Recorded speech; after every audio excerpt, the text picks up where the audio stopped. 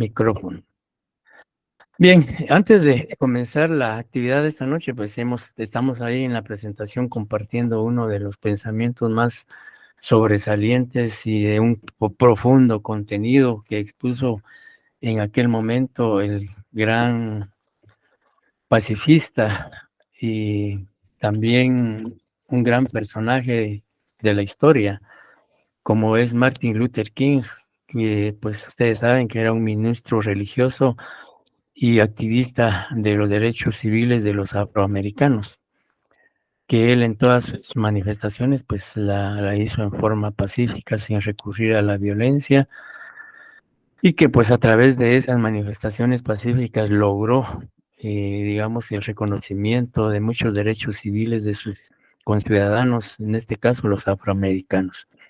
Triste y lamentablemente, como ha ocurrido con muchos ilustres personajes de la historia, no solo mundial, sino también de nuestro país, él fue asesinado el 4 de abril de 1968 en Memphis, Tennessee, Estados Unidos. Y uno de los mensajes más elocuentes y uno de los mensajes más con mucha profundidad es el que se denomina Yo tengo un sueño. Y si ustedes lo pudieran leer en cualquier momento, pues se les exhorta a que lo hagan. Pues bien, pues ese es un gran pensamiento que, digamos, podría aplicarse actualmente en nuestro medio, dado la crisis que triste y lamentablemente se está viviendo y que esperamos pues que se siga desarrollando sin que exista derramamiento de sangre, sin que más derramamiento de sangre, violencia entre hermanos, entre ciudadanos del mismo país que luchan por un mejor país, un mejor futuro para las nuevas generaciones. Bien, nos corresponde hoy pues avanzar con el contenido del programa, pues ya estamos prácticamente en el mes de octubre y ya prácticamente nos quedarían pocas clases de octubre y algunas de noviembre, así es que vamos a aprovechar al máximo el tiempo que tenemos. El tema de hoy se refiere al procedimiento preparatorio, conocido también como instrucción o investigación. Esta es la primera fase del proceso penal y por muchas legislaciones de otros países también tienen como primera parte del proceso penal de su país la investigación, pues es a raíz de la investigación que se va estructurando el proceso penal.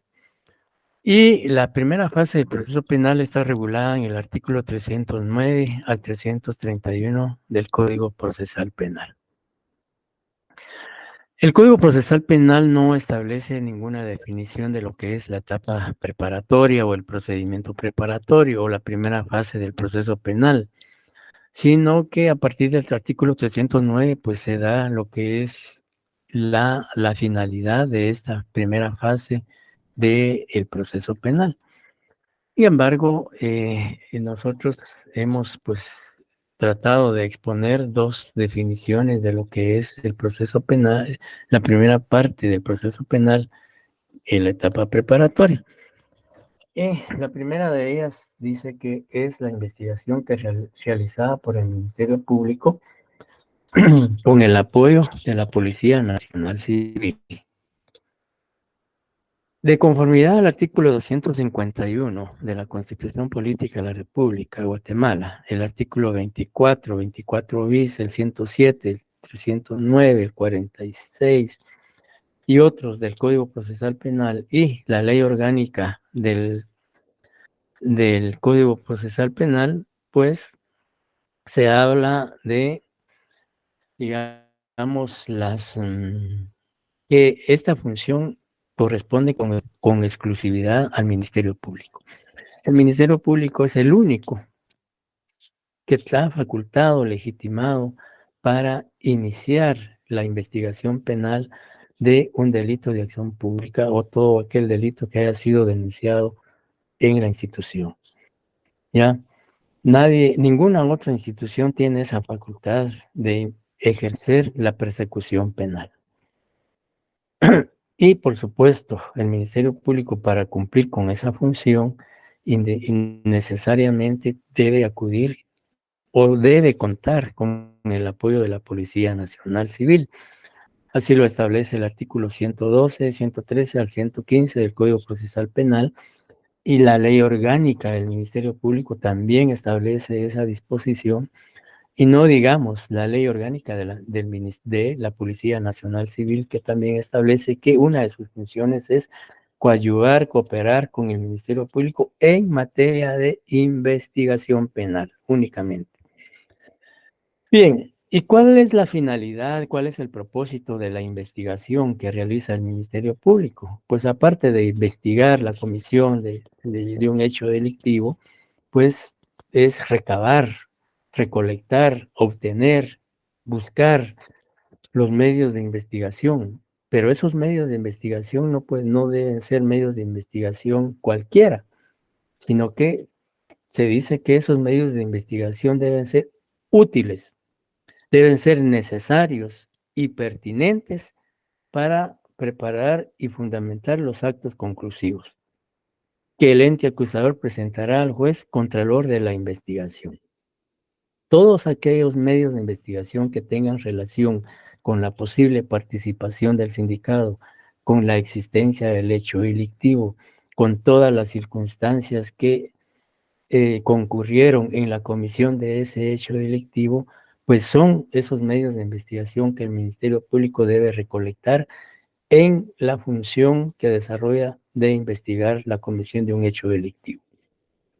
Esos, digamos, por eso se dice que deben ser útiles para el esclarecimiento de la verdad, para que se aplique la justicia penal, y que deben ser necesarios, porque sin cuya existencia, pues no podría en un momento dado acreditarse o probarse la existencia del hecho punible, la posible intervención del sindicado en el mismo, así como las demás circunstancias de modo, tiempo y lugar de la comisión del delito. Y además, esos medios de investigación útiles necesarios fundamentan o deben de fundamentar los actos conclusivos que el Ministerio Público debe presentar al concluir su investigación. ¿Y cuáles son esos actos conclusivos? Ya en alguna oportunidad lo hemos mencionado y lo vamos a reiterar más adelante. Los actos conclusivos que el Ministerio Público puede presentar al concluir su investigación, básicamente está la solicitud de apertura a juicio y formulación de acusación, el sobreseimiento, la clausura provisional, la suspensión condicional de la persecución penal y el criterio de oportunidad. Estas dos últimas, si no se hubiesen planteado antes de que el Ministerio Público concluya su investigación. Y luego también se dice que la etapa preparatoria o de investigación es la etapa inicial del proceso penal, que designa la actividad de búsqueda de elementos probatorios para establecer la necesidad o no de formular acusación contra persona o personas determinadas por la comisión de un hecho criminal. Esta definición la plasmó el doctor César Barrientos Pellecer, que fue uno de los grandes juristas y que en paz descanse, que fue coautor del Código Procesal Penal actual y escribió muchos temas relacionados con el derecho procesal penal guatemalteco. Y en una de sus exposiciones, pues él, al referirse a la etapa preparatoria o el procedimiento preparatorio, indica claramente que es la etapa inicial del proceso penal, porque es la primera fase del proceso penal guatemalteco. ¿Y cuál es la finalidad de esta primera etapa procesal? Pues sencillamente es recolectar, como dice él, búsqueda de elementos probatorios para establecer la necesidad o no de formular acusación contra persona o personas determinadas por la comisión de un hecho criminal. O sea, la etapa preparatoria básicamente es recolectar los medios de investigación que fundamenten la preparación del caso que el Ministerio Público en un momento dado presentará ante el órgano jurisdiccional competente. Es decir, que la teoría del caso comprende una plataforma fáctica que se refiere a los hechos, una plataforma jurídica que se refiere pues básicamente al componente técnico y jurídico que fundamenta esa investigación o esos hechos, y una fundamentación probatoria que es la que va a determinar los medios de prueba que se presenten en su momento en la etapa procesal correspondiente para acreditar la responsabilidad y participación penal del imputado o su inocencia. Entonces, la etapa preparatoria concretamente es lo que establecemos en las dos definiciones. La primera fase del proceso, cuya finalidad es la investigación, que busca la recolección, la obtención de medios de investigación, entiéndase estos como testigos, peritos, digamos, documentos y todo lo que los medios probatorios que tengan relación con el esclarecimiento de ese hecho delictivo. ¿Y cuáles son los fines de la etapa preparatoria o del procedimiento preparatorio? Pues los fines son los que establece el artículo 5 del Código Procesal Penal. ¿Cuáles son los fines del proceso? También podemos adicionar aquí el artículo 107 del Código Procesal Penal y el artículo 309. Sí, por favor, Saulo Velázquez nos puede apoyar con la lectura del artículo 309 del Código Procesal Penal, por favor.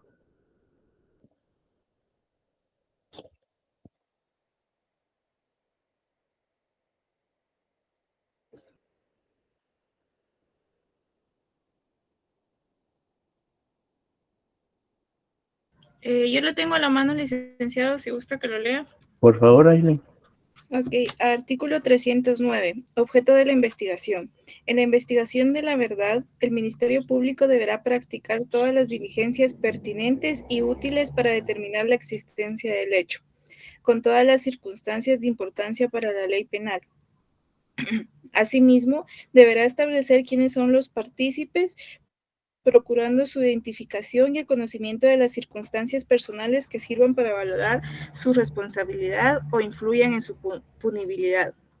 Verificará también el daño causado por el delito, aun cuando no se haya ejercido la acción civil. El Ministerio Público actuará en esta etapa a través de sus fiscales de distrito, sección, agentes fiscales y auxiliares fiscales de cualquier categoría previstos en la ley, quienes podrán asistir sin limitación alguna a los actos jurisdiccionales relacionados con la investigación a su cargo, así como a las diligencias de cualquier naturaleza que tiendan a la averiguación de la verdad, estando obligados todas las autoridades o empleados públicos a facilitarles la realización de sus funciones. Gracias, Ashley. Bien, claramente el artículo 309 establece cuál es el propósito o el objetivo de la etapa de investigación. La búsqueda de la verdad. Y la verdad solo puede determinarse a través de los medios de investigación que el Ministerio Público pueda recolectar durante esa fase preparatoria.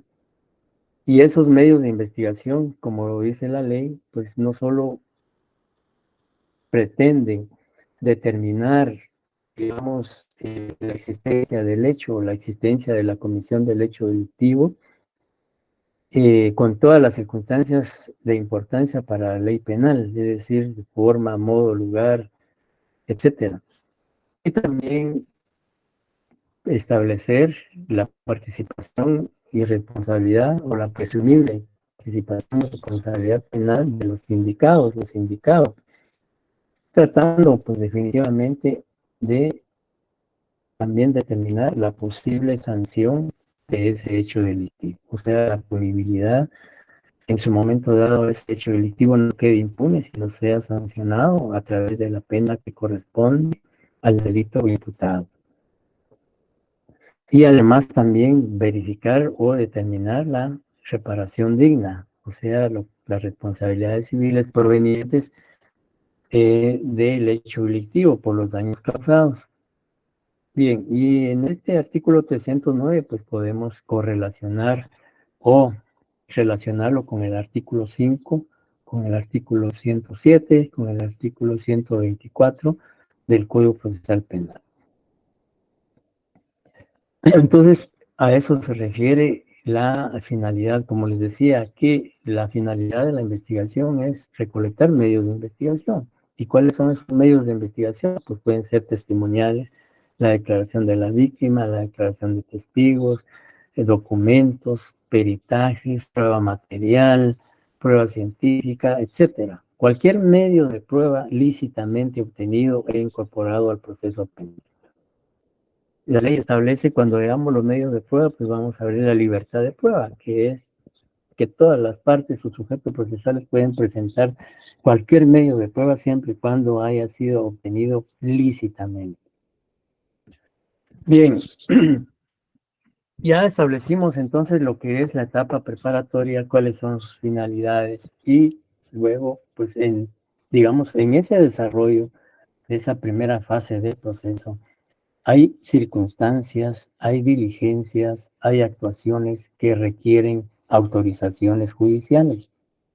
Por eso se habla de, en el numeral 2 de la presentación, dice autorizaciones judiciales que afectan garantías procesales, derechos individuales o bienes garantizados en la Constitución de la República y otras leyes. Si bien es cierto que constitucional y legalmente el Ministerio Público es el amo y señor de la investigación y es el único facultado para realizar la investigación penal, eso no implica de que hay diligencias, hay actuaciones que no puede realizar por sí mismo el Ministerio Público, sino que requiere o se necesita que el juez autorice la práctica de esas diligencias o esas actuaciones. Por ejemplo, imaginémonos que el Ministerio Público está investigando un delito de robo de vehículos y como parte de la investigación logra determinar que en una bodega ubicada en una zona determinada del país están esos vehículos robados. El Ministerio Público, para poder incursionar, para poder introducir o penetrar al interior de esa bodega, necesita allanar, necesita practicar una inspección y registro o un allanamiento. Pero no lo puede realizar sin autorización judicial, al menos que concurra una de las excepciones que establece el artículo 190 del Código Procesal Penal, que habla de que se puede practicar un allanamiento sin necesidad de orden judicial, pero única y exclusivamente en esos casos de excepción. Pero imaginémonos que no es ningún caso de excepción, sino es un caso normal y el Ministerio Público determina que en esa bodega están los vehículos. Entonces, debe solicitarle al juez que autorice la práctica de ese allanamiento. Y por supuesto, le debe presentar al juez medios de investigación que fundamenten la necesidad de practicar ese allanamiento. Y solicitará una audiencia y en esa audiencia oral y pública va a exponer sus argumentos y los medios de investigación con que cuenta y que fundamentan esa petición de allanamiento. Obviamente el juez, luego de analizar esos medios de investigación y de escuchar los argumentos del fiscal, pues decide si autoriza o deniega ese allanamiento. Esa es una autorización judicial. Ya es una diligencia que el Ministerio Público, con el apoyo de la Policía Nacional, va a realizar, pero previo, en este caso, autorización judicial. Es decir, el juez estimó, consideró que si era procedente autorizar ese allanamiento, entonces emite la resolución y para que el Ministerio Público lo practique. Otro ejemplo puede ser que el Ministerio Público o, digamos, la parte civiles ejercieron la reparación digna, puede ser que soliciten el embargo de cuentas bancarias del sindicato. Entonces, el Ministerio Público, no obstante ser el responsable de la investigación, no puede decretar el embargo de esas cuentas bancarias, sino necesita que el juez las autorice. Esa también es una actuación del Ministerio Público que necesita autorización judicial. Pensemos en otro ejemplo, en las famosas escuchas telefónicas o la intercepción de llamadas telefónicas, los famosos métodos especiales de investigación que regula la ley contra la delincuencia organizada. El Ministerio Público está realizando una investigación de plagio, secuestro o de trata de personas o tráfico de drogas, etcétera. Y como parte de su investigación necesita intervenir llamadas telefónicas. Solicita al juez que autorice la interceptación de esas llamadas telefónicas o esas comunicaciones telefónicas. Pues ahí también vemos que hay una autorización judicial y todas esas autorizaciones judiciales se deben que hacer porque de una u otra manera afectan garantías y derechos individuales garantizados en la Constitución y otras leyes. Por ejemplo, si se va a practicar un allanamiento sin orden judicial, se estaría violando la garantía constitucional que regula el artículo 23 de la Constitución, que habla de la inviolabilidad de la vivienda. Sí, digamos, pensamos en la interceptación de llamadas telefónicas, estamos prácticamente limitando ahí la libre comunicación ya de las personas. Si pensamos en las cuentas bancarias, también estamos pensando ahí en la libertad que tiene el acusado de disponer de su dinero en la forma que él estime pertinente. Pero ya con un embargo, pues obviamente ya no va a poder disponer de esos bienes. Entonces ahí también hay una limitación a ese derecho de propiedad que tiene sobre el dinero que está o que él tiene depositado en las cuentas bancarias. Sí, Alicia, he levantado la mano. Buenas noches, licenciado. Solo con una consulta, ¿hay una razón específica por la cual no se puede allanar alguna vivienda? Solo que no haya ninguna circunstancia que esté en investigación, digamos que no se derive de la denuncia de la comisión de un hecho delictivo. Si no hay justificación para, digamos, allanar una vivienda o un recinto de lo que establece el artículo 163, 190, etcétera, pues no debe practicarse ese allanamiento. Ese allanamiento solo se debe practicar por orden judicial, siempre y cuando existan motivos o razones para ello. En el caso de una investigación, si hay una denuncia y se está investigando ese hecho delictivo y como consecuencia de esa investigación es necesario practicar ese allanamiento, pues se hace. Imaginémonos que se establece o se supone que en una residencia está escondido, refugiado, el sindicado, pues entonces se puede pedir un allanamiento para introducirse o incursionar en esa residencia y determinar si está ahí el sindicado y si está, pues proceder a su detención. Pero si no hay ninguna justificación legal, no podría entonces realizarse el allanamiento. Y si se hace sin orden judicial y sin ningún motivo, pues hay responsabilidad penal de la persona o la autoridad que lo realiza, un allanamiento ilegal, etcétera, etcétera. Un abuso de autoridad podría ser también, o también quien autoriza o no, pues habría que ver también si hay, digamos, algún menoscabo de los derechos de las personas que residen en esa residencia.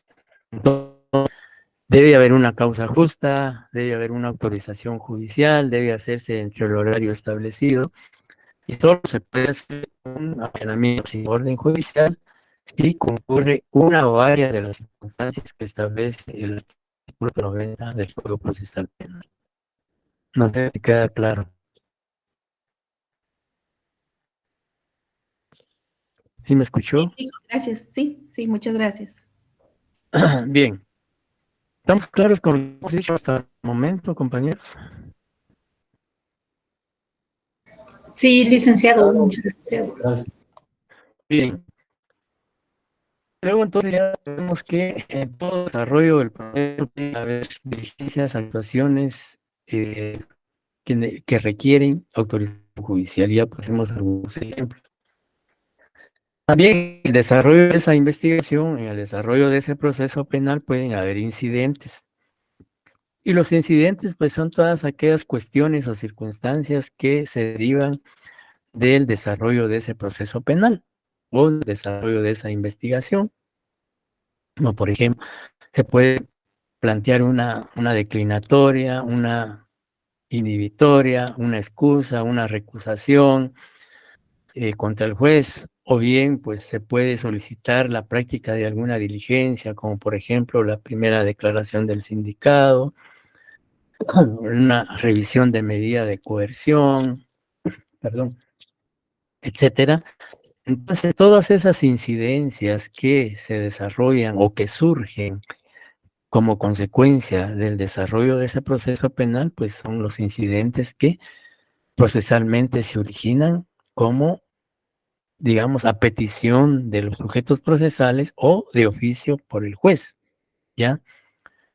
Ustedes saben que un proceso penal, para que pueda estructurarse, para que pueda conformarse, es necesario que se realicen diligencias tanto judiciales como diligencias ministeriales en el Ministerio Público. Por ejemplo, la entrevista a la víctima, la entrevista de testigos, la práctica de una pericia, la práctica de un reconocimiento judicial, etcétera. Todas esas incidencias que se generan durante el desarrollo de esa investigación y de ese proceso penal, pues son los distintos incidentes que se dan en el proceso penal.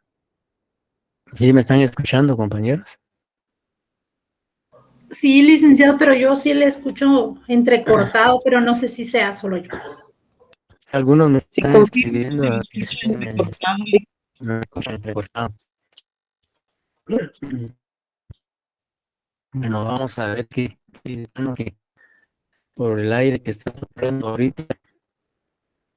Entonces, el anticipo de prueba.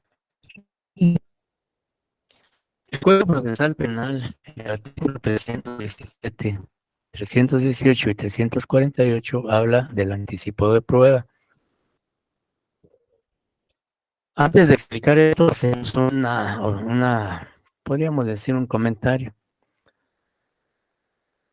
La fase procesal o la etapa procesal donde se produce la prueba, de acuerdo al sistema acusatorio y al Código Procesal Penal vigente, es en el juicio oral y público o debate.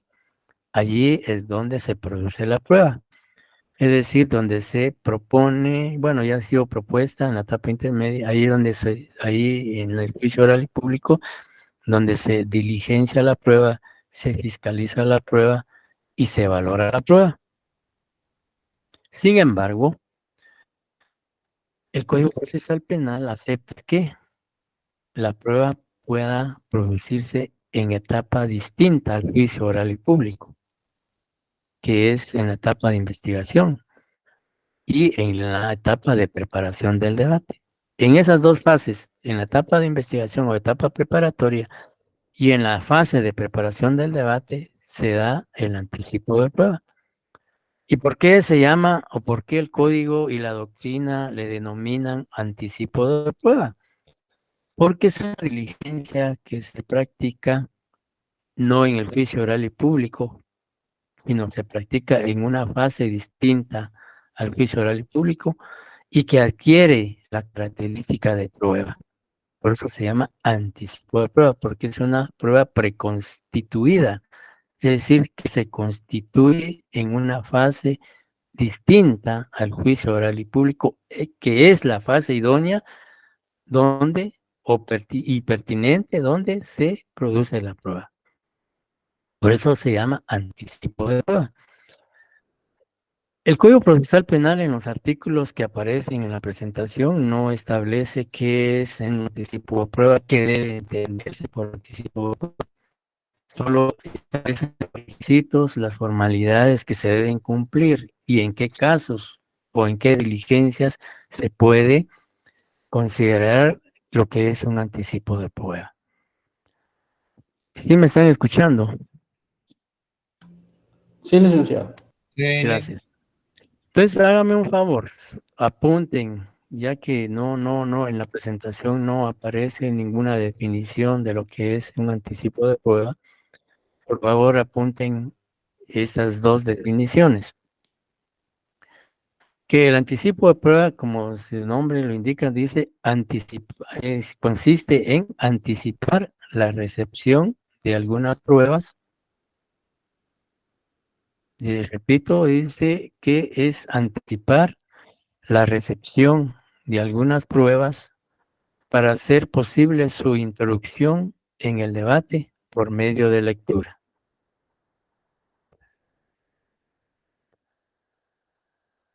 ¿Le escribieron? Sí, Dice, consiste en anticipar la recepción de algunas pruebas para hacer posible su introducción en el debate por medio de lectura. Esta es una definición del autor Jorge Claría Olmedo. Jorge Claría Olmedo. Otra definición que da el autor Manuel Miranda dice que el anticipo de prueba consiste en aquella que se realiza en un momento, repito, consiste en aquella que se realiza en un momento anterior al inicio de las sesiones del juicio oral, motivado por la imposibilidad material de practicarlas en este acto.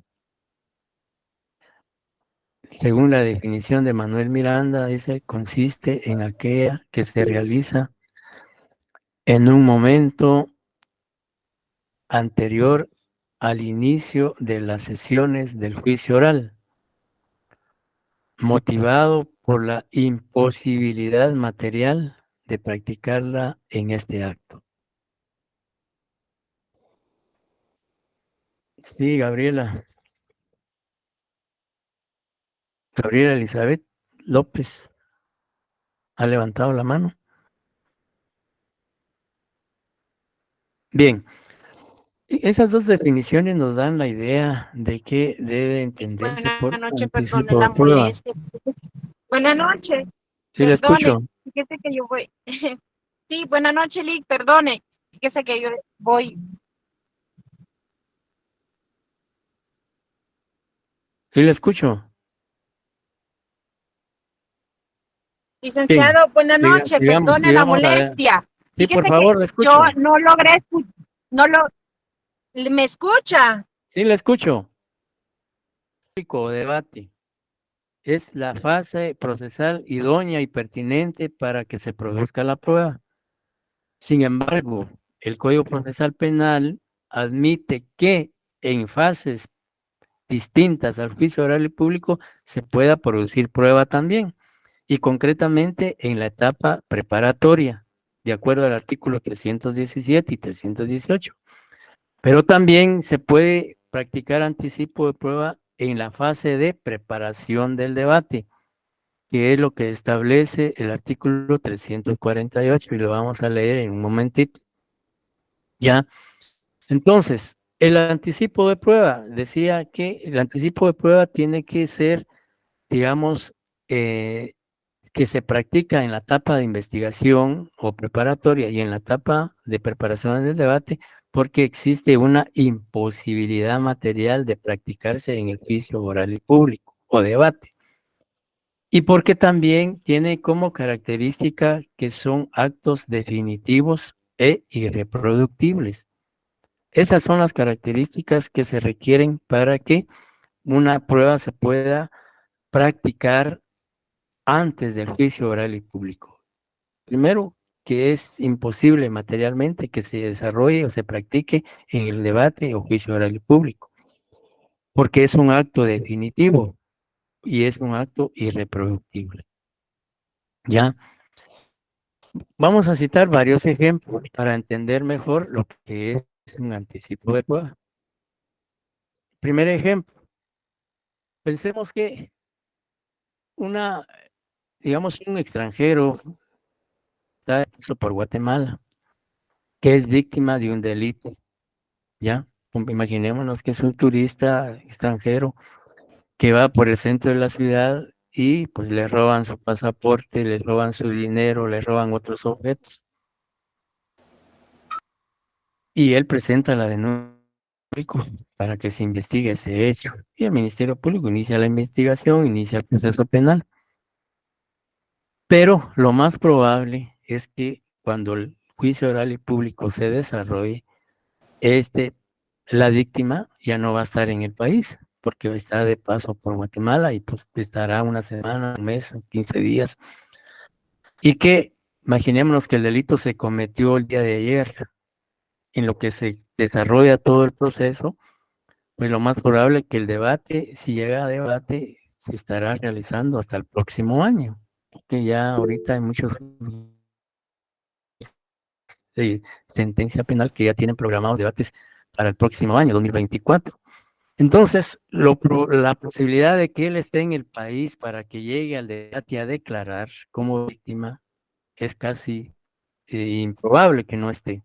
Es decir, probable que no esté.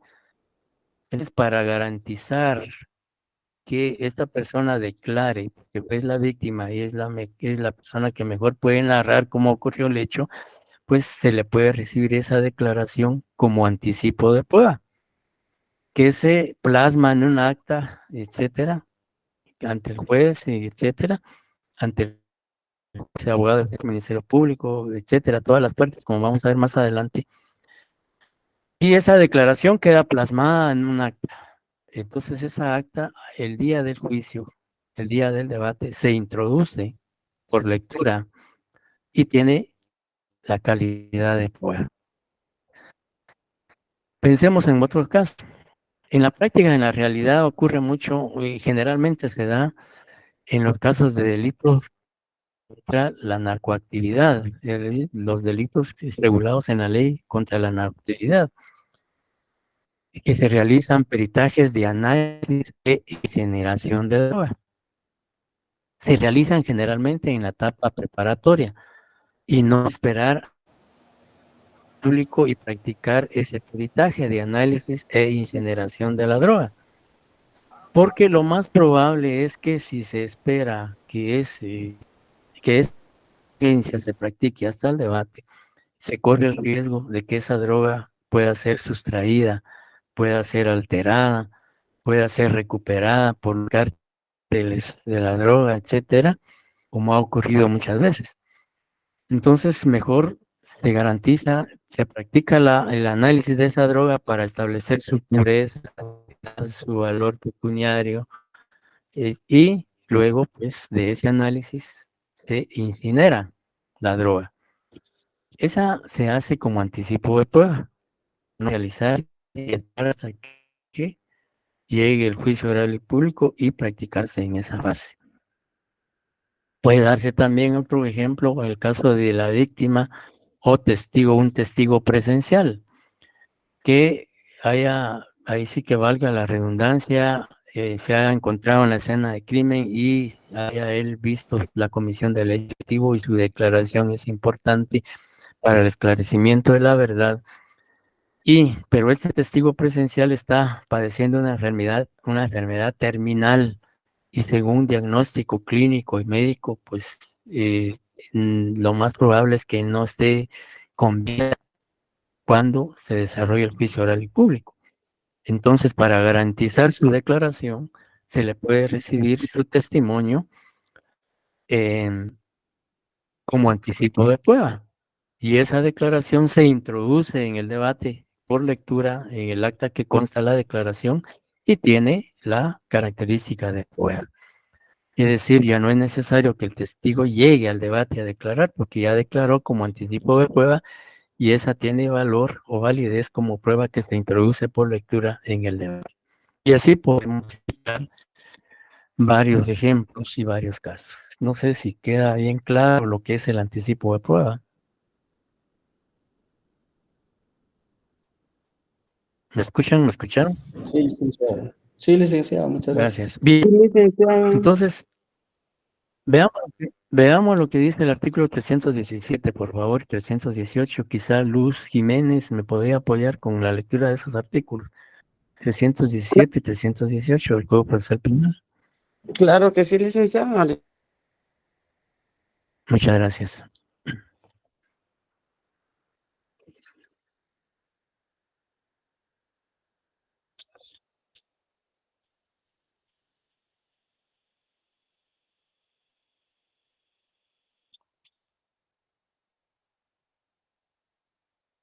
Lo tengo en la mano, Lick, ¿lo leo? Por favor, Wendy. Artículo 317, actos jurisdiccionales, anticipo de prueba. Cuando sea necesario practicar un reconocimiento, reconstrucción, pericia o inspección que por naturaleza y características deban ser considerados como actos definitivos que no puedan ser reproducidos o cuando deba declarar un órgano de prueba que, por algún obstáculo difícil de superar, se presuma que no podrá hacerlo durante el debate. El Ministerio Público o cualquiera de las partes requerirá al juez que controla la investigación que lo realice. El juez practicará el acto si lo considera admisible formalmente, citando a todas las partes, los defensores o mandatarios, quienes tendrán derecho a asistir con las facultades previstas respecto de su intervención en el debate. El imputado que estuviere detenido será representado por su defensor, salvo que pidiere intervenir personalmente. Si, por la naturaleza del acto, la citación anticipada hiciere temer la pérdida del elemento de prueba, el juez practicará la citación de las partes a manera de evitar este peligro, procurando no afectar las facultades atribuidas a ellas. En ningún caso el juez permitirá que se utilice este medio para la formación de un expediente de instrucción sumaria que desnaturalice el proceso acusatorio. Cuando se tema por la vida y o integridad física del testigo, se tomará su declaración testimonial como anticipo de prueba por videoconferencia u otro medio electrónico, con la presencia del abogado defensor designado por el imputado y en su defecto por el que designe la defensa pública penal. Y en caso de no existir imputado, igualmente será comparecer a un defensor público de oficio para garantizar la legalidad de la declaración testimonial en esta forma. Asimismo, comparecerán en este acto probatorio anticipado el fiscal del caso, el querellante adhesivo, si lo hubiere, y dicho acto será presidido personalmente por el juez del proceso. En este caso se observará lo requerido por los artículos 218 bis y 218 ter del presente código. Muchas gracias, Wendy. Vinicio, ¿podría apoyarnos con el artículo 318? Con gusto, Lick.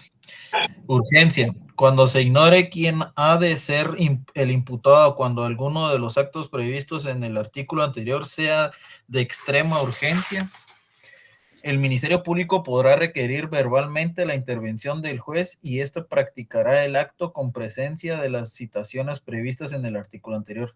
Designado un defensor de oficio para que controle el acto. Cuando existiera peligro inminente de pérdida de elemento probatorio, el juez podrá practicar aún de oficio los actos urgentes de investigación que no admitan dilación. Finalizado el acto, remitirá las actuaciones al Ministerio Público. En acta se dejará constancia detallada de los motivos que determinaron la resolución.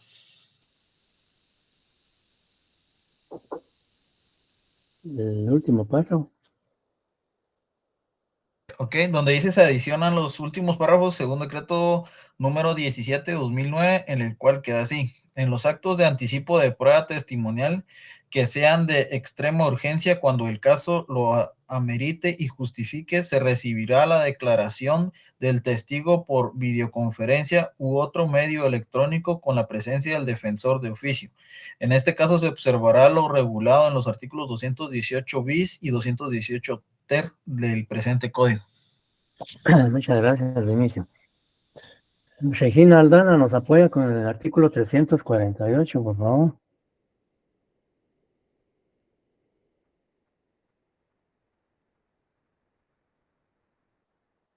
o alguien que nos apoye para Se abreviar lo el leo, tiempo. licenciado, perdón, es que cuando me dijo se me fue el internet, pero ahorita le leo. El tribunal, artículo 348, anticipo de prueba. El tribunal podrá ordenar de oficio o a pedido de parte una investigación suplementaria dentro de los 8 días señalados en el artículo anterior, a fin de recibir declaración a los órganos de prueba que por algún obstáculo difícil de superar se presuma que no podrán concurrir al debate. Adelantar las operaciones periciales necesarias para informar en él o llevar a cabo los actos probatorios que fueran difícil cumplir en la audiencia o que no admitieren dilación. A tal efecto, el tribunal designará quien presidirá la instrucción ordenada. En este caso, la declaración testimonial que lo amerite y justifique se recibirá como anticipo de prueba mediante videoconferencia u otro medio electrónico en las condiciones que lo regulan los artículos 317 y 318 de este código.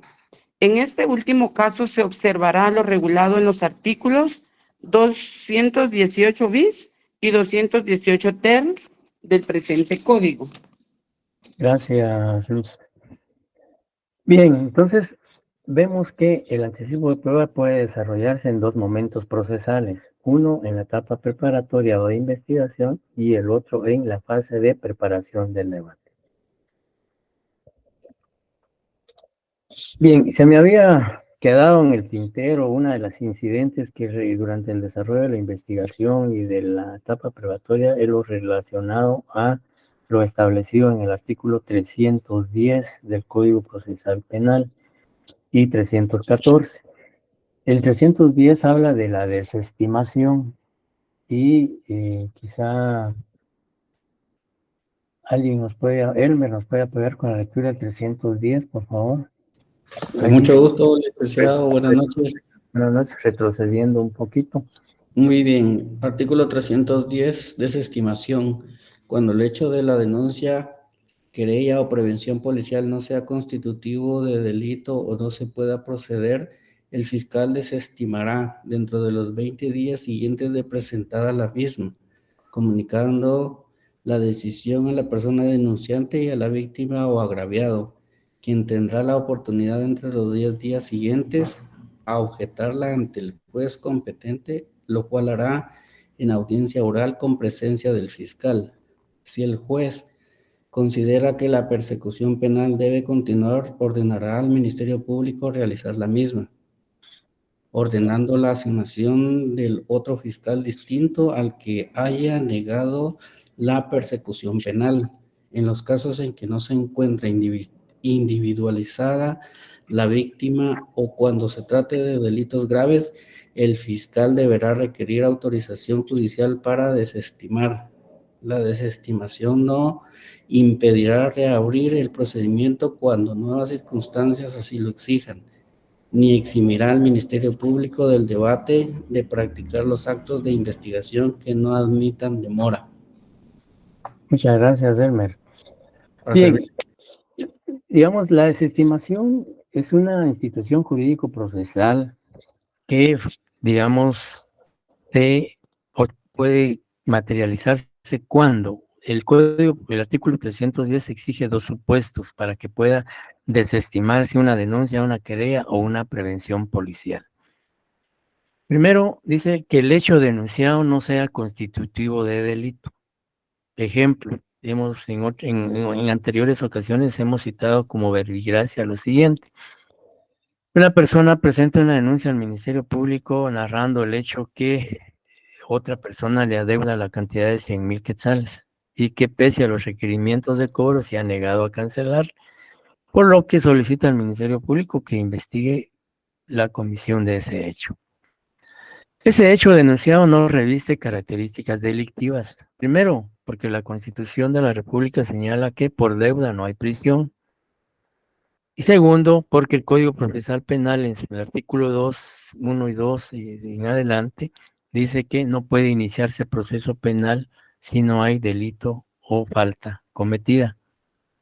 Entonces, la deuda no es comisión de delito. Si bien es cierto, hay una obligación del deudor de pagar hacia y el derecho que tiene el acreedor de exigir el pago, pues definitivamente al no darse el pago hay una afectación en su patrimonio, hay una afectación en sus derechos, pero que no son de materia penal, sino pueden ventilarse en la vía civil, ¿ya? A través de un juicio ejecutivo, que dependiendo del título que acredite esa deuda, etcétera, pero no, ese hecho que se denuncia no es penal, no reviste características delictivas, por lo tanto, se puede desestimar esa denuncia porque no se puede investigar, no se puede proceder a la persecución penal porque el hecho que se está denunciando no es delito. Es el primer supuesto. El segundo supuesto dice cuando no se pueda proceder.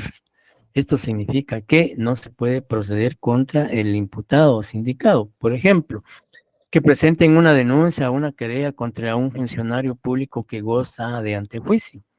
No se puede proceder a su investigación sin que previamente se agote el antejuicio o las diligencias de antejuicio, ¿ya? Entonces no se puede proceder. O que alguien presente una denuncia contra una persona que no goza de sus facultades mentales y volitivas, que sea diagnosticado clínica y médicamente como una enfermedad mental incurable y permanente, pues a esa persona es inimputable, no se puede proceder ninguna investigación. Entonces, la ley claramente faculta al Ministerio Público a desestimar una denuncia, archivar, por decir así, archivar una denuncia o querella, prevención policial, cuando no, el hecho denunciado no es delictivo, cuando no se pueda proceder contra el sindicado. Además, si el ministerio, la desestimación se puede dar de dos formas, de acuerdo al artículo 310. Una en sede fiscal, cuando la hace directamente el fiscal del Ministerio Público. Él, al analizar la denuncia o la querella o la prevención policial, considera que debe desestimarla y desestima. Esa es una desestimación en sede fiscal, en sede ministerial, porque la hace directamente el Ministerio Público. Pero también la ley faculta que si la víctima o el denunciante no están de acuerdo con que el fiscal haya desestimado la denuncia, la querella o prevención policial, pueden acudir al juez de primera instancia contralor de la investigación oponiéndose a esa desestimación. Esa es presenta un memorial, un escrito de oposición, ¿ya? A esa decisión que adoptó el fiscal. Y esa oposición se va a discutir en una audiencia oral y pública que señala el juez, que debe realizarse, dice, dentro de los 10 días siguientes a que se le notifique la decisión del fiscal. Y el juez decide, luego de escuchar los argumentos del fiscal y los argumentos de la víctima o del denunciante o quien haya formulado la oposición, el juez resuelve si confirma la desestimación realizada por el fiscal o Ministerio Público o que puede revocar esa decisión. Dice el artículo.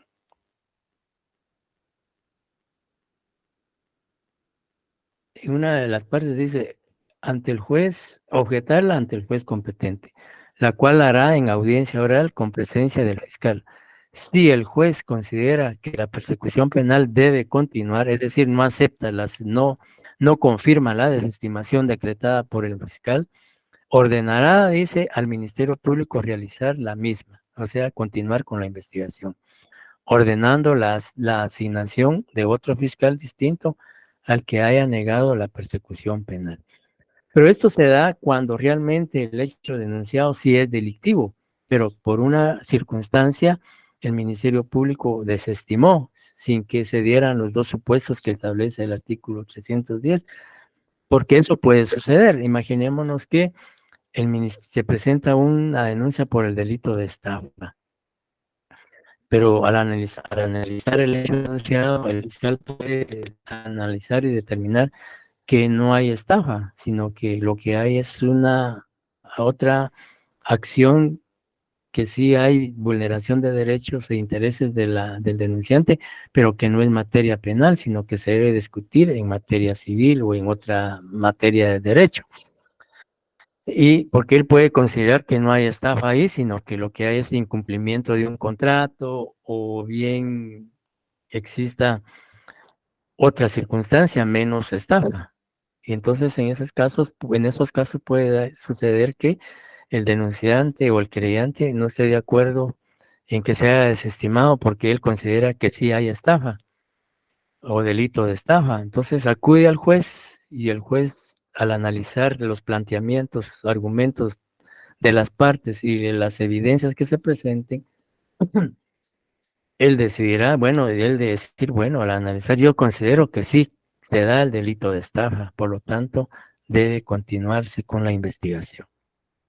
Ahora, si él considera que el fiscal tiene razón, pues sencillamente confirma la desestimación y archivará el proceso temporalmente.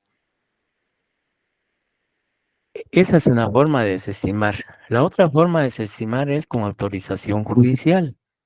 Pero para que se acuda al juez para que autorice la desestimación, también te tienen que dar dos supuestos que establece el segundo párrafo del artículo 310.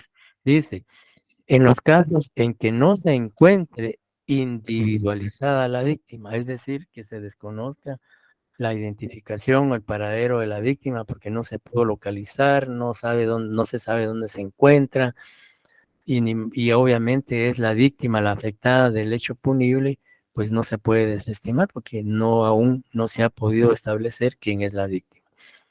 O el otro supuesto dice, o cuando se trate de delitos graves, el fiscal deberá requerir autorización judicial para desestimar. Entonces hay dos formas de desestimar. Una realizada por el Ministerio Público en delitos no graves y donde, digamos, esté individualizada la víctima. Y la otra forma es con autorización judicial, siempre y cuando la víctima no esté identificada o individualizada y se trate de delitos graves. Y lo que establece el último párrafo de la norma citada es también importante porque dice la desestimación no impedirá reabrir el procedimiento cuando nuevas circunstancias así lo exijan, ni eximirá al Ministerio Público del deber de practicar los actos de investigación que no admitan demora.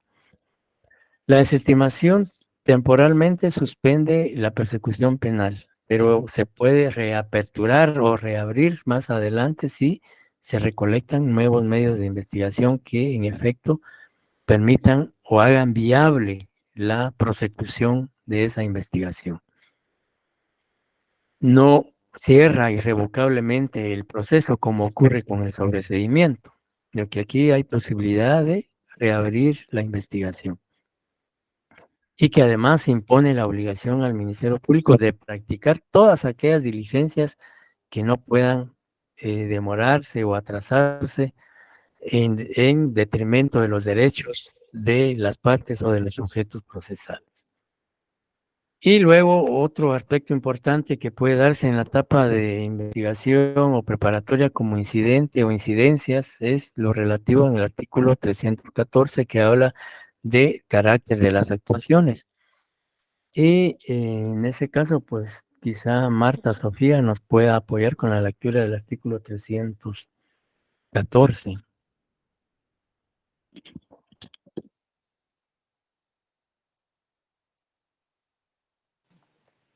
Yo lo tengo a la mano, licenciado. Por favor.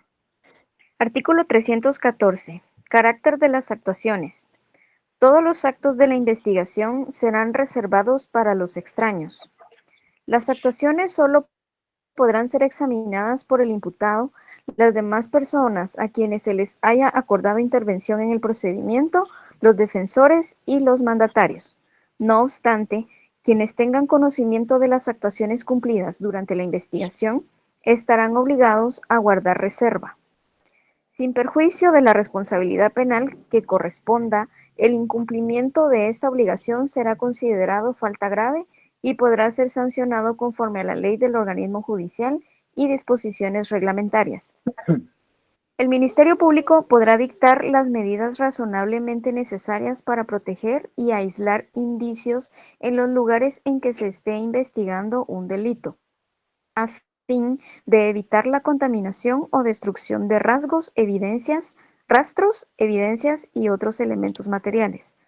No obstante, siempre que la publicidad entorpezca el descubrimiento de la verdad y si no hubiere auto de procesamiento, el Ministerio Público podrá disponer para determinada diligencia la reserva total o parcial de las actuaciones por un plazo que no podrá superar los 10 días corridos. El plazo se podrá prorrogar hasta por otro tanto, pero en este caso, los interesados podrán solicitar al juez que ponga fin a la reserva. A pesar del vencimiento de los plazos establecidos, cuando la eficacia de un acto particular dependa de la reserva parcial de las actuaciones, el Ministerio Público podrá disponerla, con mención de los actos a los cuales se refiere y con la limitación prevista en el párrafo anterior, por el tiempo absolutamente indispensable para cumplir el acto ordenado.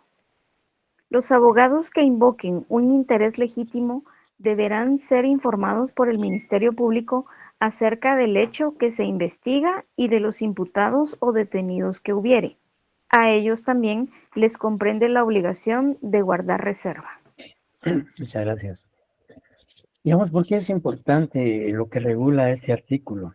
Este artículo se relaciona con el artículo 14 de la Constitución Política de la República de Guatemala, que en su segundo párrafo establece: el detenido, el ofendido, el Ministerio Público y los abogados que hayan sido designados por los interesados en forma verbal o escrita tienen derecho de conocer personalmente todas las actuaciones, documentos y diligencias penales sin reserva alguna y en forma inmediata. Y digamos, esto es importante porque con frecuencia ustedes han escuchado en los medios de investigación que en determinados casos pues se abusa de la reserva. Si bien es cierto, el artículo 314 del Código Procesal Penal permite que se pueda prorrogar esos plazos, pues tampoco hay que abusar de los plazos y mantener bajo reserva por meses un proceso penal, por un lado. Por otro lado, también negarse el acceso a los imputados, a los sujetos procesales, abogados, víctimas, tampoco es viable ni permisible, de acuerdo al artículo 14 de la Constitución y el 314 del Código Procesal Penal. Ellos deben de tener acceso a las actuaciones sin limitación y de manera inmediata, dice la Constitución. Sin demás limitaciones, la misma ley puede establecer. Pero también ellos tienen la obligación de guardar reserva. Si un abogado defensor se entera de las actuaciones o la víctima o el sindicado, pues ellos tienen la obligación de guardar esa reserva, de no divulgar información a ningún medio de comunicación, etcétera, etcétera. Entonces, yo les decía que a veces se abusa de la reserva de los procesos penales por el tiempo y segundo, y pues a veces se le impide a los sindicados o a los abogados defensores tener acceso a las actuaciones. ¿Sobre qué se va a defender entonces el sindicado si no tiene acceso a las actuaciones? O qué actuaciones o qué peticiones podría formular la víctima también si no tiene acceso a esas actuaciones. La reserva, si bien es cierto, con la reforma que se hizo del Código Procesal Penal, especialmente el artículo 314, se estableció lo que es la reserva de procesos penales, pero digamos, tampoco, digamos, hay que abusar de los plazos y tampoco limitar los derechos que constitucionalmente le asiste a los sujetos procesales de tener acceso a las actuaciones de ese proceso penal. Y luego también en la etapa de investigación, las partes pueden proponer diligencias, el imputado o su abogado defensor, la víctima, etcétera, así lo establece el artículo 315 del Código Procesal Penal, y ya vimos lo relacionado al anticipo de prueba, que habían sido aspectos que se habían dejado pendientes. Bien, la etapa de investigación, la etapa preparatoria tiene un plazo de duración. Y a ello se refiere el artículo 323, 324 y 324 bis del Código Procesal Penal. Si alguien le puede dar lectura así, quizá alguien le puede dar lectura a 323, otro a 324 y así, para no, Yo tengo la vista el 323, Lick. por favor. Duración. El procedimiento preparatorio deberá concluir lo antes posible, procediéndose con la celeridad que el caso amerita, y deberá practicarse dentro de un plazo de 3 meses. Gracias. Artículo 324. No, seguido, Rick, perdón. No, sí, diga. Perdón. Muy bien. Artículo 324, petición de apertura. Cuando el Ministerio Público estime la investigación proporciona fundamento serio para el enjuiciamiento público del imputado, requerirá por escrito al juez la decisión de apertura al juicio. Con la apertura se formulará la acusación. Muy bien, gracias. Luego, antes de proseguir con el 324, hacer algunas observaciones. El artículo 323 establece 3 meses, hasta un plazo máximo de 3 meses, y vamos a explicar más adelante. Esto no quiere decir que hay que esperar los 3 meses para concluir la investigación. Es decir, si se puede concluir al mes, a los 2 meses o 2 meses y medio, pues se debe concluir la investigación si el Ministerio Público ya recolectó todos los medios de investigación útiles, necesarios y pertinentes para fundamentar su acto conclusivo. ¿Ya? Eso no quiere decir que hasta los 3 meses, ¿no? Si se puede antes, pues ahí sí que atendiendo al principio de celeridad, economía procesal y a que la justicia sea pronta y cumplida, pues debe hacerse antes de esos 3 meses.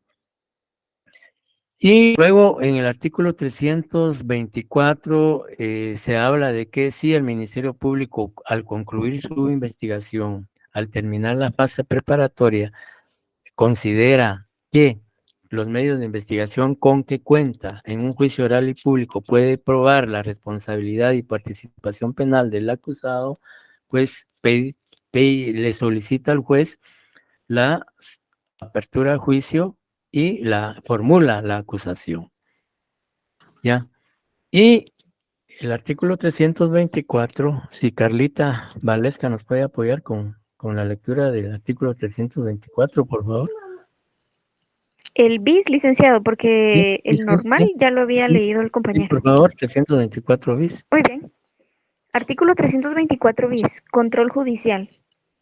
A los 3 meses de dictado el auto de prisión preventiva, si el Ministerio Público no ha planteado solicitud de conclusión del procedimiento preparatorio, el juez, bajo su responsabilidad, dictará resolución, concediéndole un plazo máximo de 3 días para que formule la solicitud que en su concepto corresponda. Si el fiscal asignado no formulare petición alguna, el juez lo comunicará al fiscal general de la República o al fiscal de distrito o de sección correspondiente para que tome las medidas disciplinarias correspondientes y ordene la formulación de la petición procedente. El juez lo comunicará, además, obligatoriamente al Consejo del Ministerio Público para que lo proceda conforme a la ley. Si en el plazo máximo de 8 días el fiscal aún no hubiere formulado petición alguna, el juez ordenará la clausura provisional del procedimiento con las consecuencias de ley hasta que lo reactive el Ministerio Público a través de los procedimientos establecidos en este código.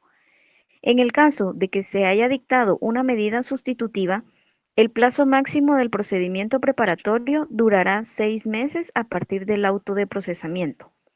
Mientras no exista vinculación procesal mediante prisión preventiva o medidas sustitutivas, la investigación no estará sujeta a estos plazos. Muchas gracias.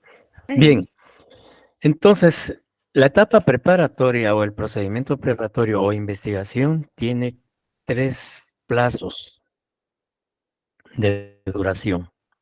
De acuerdo al artículo 324 bis, dice, vamos a repetir parte del artículo. A los 3 meses de dictado el auto de prisión preventiva, el Ministerio Público no ha planteado solicitud de conclusión del procedimiento preparatorio, etcétera. Entonces, si hay auto de prisión preventiva, si se ha decretado auto de prisión preventiva contra el sindicado y él está guardando prisión en el centro preventivo correspondiente, el plazo de duración de la etapa preparatoria es de 3 meses, de acuerdo al artículo 323 y 324 bis. A partir de que se dicta el auto de prisión preventiva, imaginémonos que hoy se dicta auto de prisión preventiva contra el imputado, a partir de mañana se cuentan los 3 meses para concluir la investigación.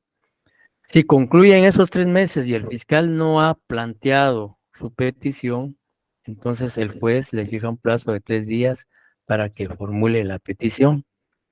Si no lo hace durante ese plazo, entonces ya se comunica a las autoridades y al Ministerio Público para que procedan a determinar la responsabilidad del fiscal. En ese segundo párrafo, en la última parte, por favor, borren lo que es lo relacionado al Consejo del Ministerio Público, ya que de conformidad a la reforma de la Ley Orgánica del Ministerio Público, el Consejo del Ministerio Público ya no existe. Entonces, por favor, tachen de su código esa partecita donde dice, además, obligatoriamente al Consejo del Ministerio Público para lo que proceda conforme a la ley. Bien, ahora bien, luego sí, durante ese plazo no ha formulado el fiscal su petición, entonces el juez luego dice el otro párrafo, si en el plazo máximo de 8 días el fiscal aún no hubiere formulado petición, el juez de oficio clausura el proceso. Ya vamos a hablar de lo que es la clausura provisional más adelante. Y esto se reactivará cuando el Ministerio Público pues reaperture el caso, ya tratando de prácticamente de relacionar esta situación.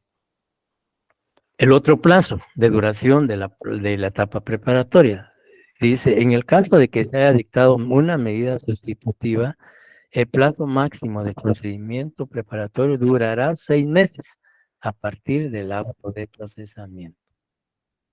Si se ligó a proceso penal al sindicado mediante el auto de procesamiento y se le favoreció con una o varias medidas sustitutivas de las reguladas en el artículo 164 del Código Procesal Penal, el plazo de duración de la etapa preparatoria es de 6 meses, ¿ya?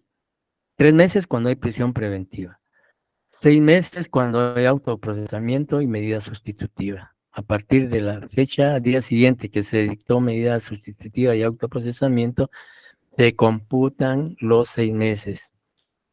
Y aparte la otra circunstancia que establece el último párrafo, dice, mientras no exista vinculación procesal mediante prisión preventiva o medida sustitutiva, la investigación no estará sujeta a estos plazos. Entonces, el plazo de duración de la etapa preparatoria es de 3 meses a partir del auto de prisión preventiva.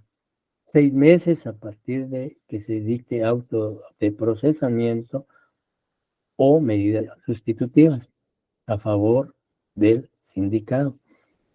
Y plazo indefinido cuando no hay persona vinculada a proceso penal, es decir, la investigación se está desarrollando y el sindicado no ha sido ligado a proceso, sino está pendiente de aprehensión, etcétera. Entonces, la investigación puede durar el tiempo que sea necesario. Entonces, Marta Sofía, ¿Cuáles son los plazos del procedimiento preparatorio? 3 meses y 6 meses. ¿Perdón? 3 meses, 6 meses. 3 meses y 6 meses, Lic. ¿Y qué más?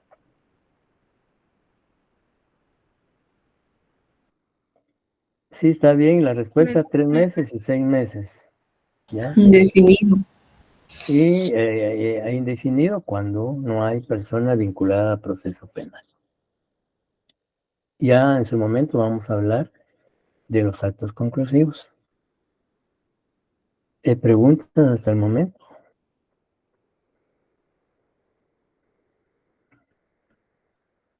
Bien, al terminar la etapa de investigación o la etapa preparatoria, el Ministerio Público debe presentar actos conclusivos.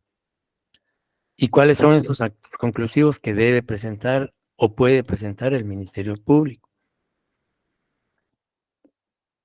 Primero, pues puede presentar solicitud de apertura a juicio y formulación de la acusación.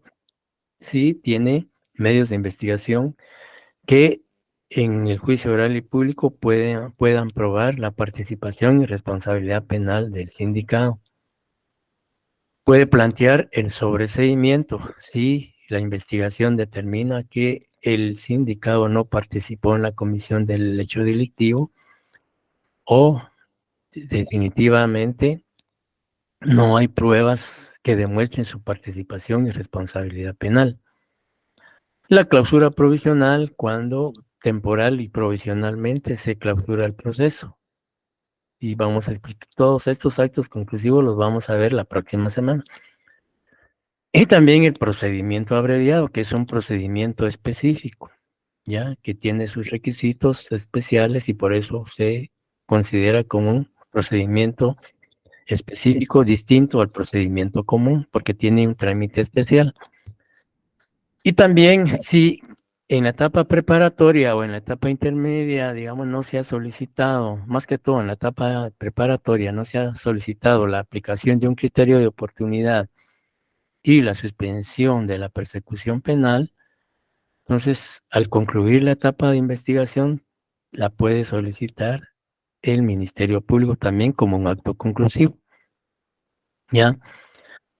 Y el criterio de oportunidad es una, digamos, medida alterna de solución de conflictos penales o bien son medidas desjudicializadoras. Y el criterio de oportunidad está regulado en el artículo 25 al 25 quinques del Código Procesal Penal. Y el artículo y la suspensión condicional está en el artículo 27 al 31, siempre del Código Procesal Penal, que también en su momento vamos a explicar. Entonces, compañeros, esto es en relación a la primera fase del proceso penal, o sea, la etapa preparatoria o de investigación. Esta etapa de investigación está fiscalizada, está controlada por el juez de primera instancia, contralor de la investigación, por eso se llama juez contralor de la investigación. Y generalmente el juez contralor, cuando el Ministerio Público inicia la investigación y es necesario que practique diligencias como autorización judicial, somete su investigación a un juez contralor. Es decir, el juez asume el control de esa investigación. Y por eso se le llama también juez contralor de garantías, porque la función del juez de primera instancia penal en esta fase procesal es fiscalizar que la investigación que realiza el Ministerio Público se haga de conformidad con la ley, con el debido proceso, observando y cumpliendo las garantías constitucionales de los sujetos procesales y respetando los derechos individuales de los mismos. Es decir, que no haya arbitrariedades, que no haya ilegalidades, que no haya ninguna circunstancia que evidencie que el proceso penal no se está desarrollando dentro del marco constitucional y legal. Por eso es necesario que el juez fiscalice el desarrollo de esa investigación. No que le indique al Ministerio Público la forma en que debe investigar, no, porque el Ministerio Público es autónomo, es el amo y señor de la investigación, con el auxilio de la Policía Nacional, por supuesto, y otras instituciones como el INASIF y otras entidades. Pero que también en esta etapa preparatoria la función del juez es un fiscalizador, es un árbitro de esa investigación que realiza el Ministerio Público. Si no existen preguntas y dudas, compañeros, pues entonces damos por agotado el tema de esta noche y pues estaríamos continuando con el contenido del programa el próximo jueves.